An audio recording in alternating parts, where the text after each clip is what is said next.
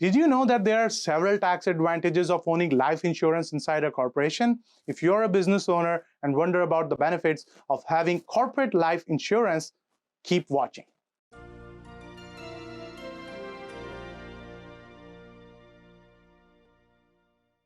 Hi, my name is Amandeep and I'm a CPA practicing in the Metro Vancouver region of British Columbia, Canada. You might ask, what are the benefits? Well, to fund the policy premiums will be lower if paid by the corporation rather than personally, assuming that the corporation tax rate is lower than the personal tax rate, which is usually the case. For example, Mark owns a CCPC and is considering buying life insurance with a monthly premium of $500.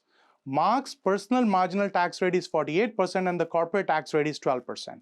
To fund the policy premiums personally, Mark will need to earn $962 each month to have $500 to pay the premiums. If Mark's corporation owns and pays for his life insurance policy, his corporation will need to earn only $568 to fund the premium of $500. This equals to savings of $394 each month if the corporation owns the life insurance policies and pays the premium. It is important that when the corporation pays the premium on the life insurance, that the corporation is also the beneficiary. As a business owner, you can benefit from tax-deferred growth in the value of investments in an exempt permanent life policy held within the company until the disposition. The benefit is comparable to the tax-deferred investment growth in a registered retirement savings plan by potentially allowing for a greater asset growth because the earnings can accumulate free from tax.